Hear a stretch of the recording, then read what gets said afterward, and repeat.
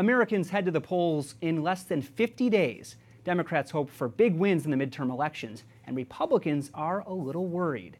Operatives in both parties say Republicans have the edge in holding on to the Senate, but GOP leaders worry about keeping control of the House. They point to a surge in enthusiasm among Democrats, plus some moderate voters really don't like the president.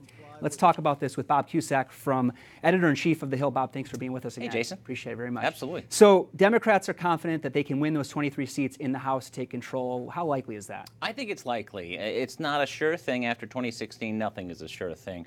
But I think the chances are anywhere from 70 to 80% that the Democrats are going to win back the House. The Senate's a different story. The map is very Republican-friendly. Democrats have to defend many more seats. So I think the chances are Republicans hold on to their majority in the upper chamber. So Senate Majority Leader Mitch McConnell last week said when the smoke clears, they will still have the majority in the Senate. Yes. One of the races that you're following now is Florida. You say that's a really important issue. Why Florida? Well, I think it's a key race for both parties. Rick Scott has gotten more popular over the last year or so.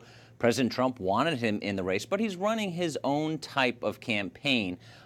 This race is very close. Senator Bill Nelson hasn't had a competitive general election in quite some time. So Republicans think he's a little rusty and that they can steal this seat. Now, if Nelson loses, Democrat loses, I think the chances of Democrats winning back the Senate are almost zero. They have to win this race, kind of run the table. There's got to be a big wave. Democrats can win the Senate. Mitch McConnell has acknowledged they could lose the majority, but it's unlikely. Because you've got all of these red states that Donald Trump won. Democrats are defending those states this year. You've got 10 of them. So that's right. I mean, the odds are in Republicans' favor, so we'll just have to see what happens at the actual, when people go to the polls. Now, President Trump's name is not on the ballot this fall, but he's very much on voters' minds. How do you think he's going to influence voters one way or the other?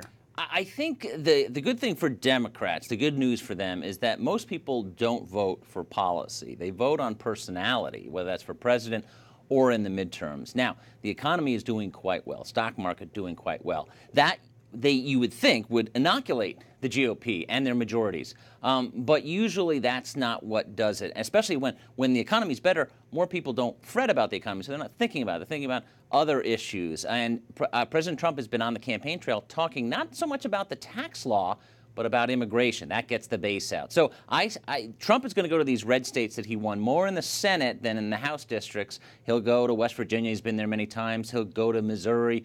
He'll go to North Dakota. And he will make the case that the base we need more Republicans in the Senate, because that's big for nominations, especially Supreme Court nominations. Right. So he'll be talking about judges. He'll be talking about the border. He'll be talking, yes, depending on what state he's in, he'll talk about pro-life issues on that campaign trail.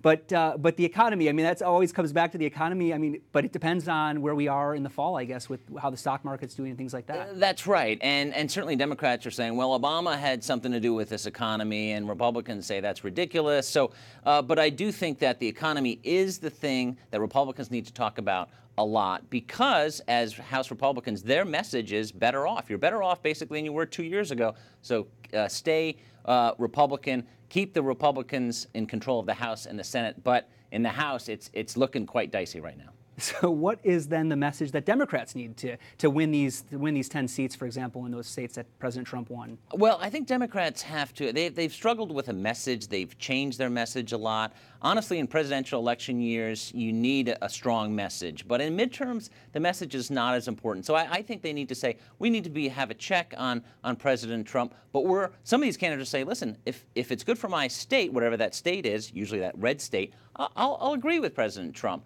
But other times I will disagree with him and I'll vote against him. So they need to come across as reasonable and attract independent voters. We'll see what happens. Thank you so much, Bob Cusack from The Hill. Thanks for being with Jason. us. Appreciate it.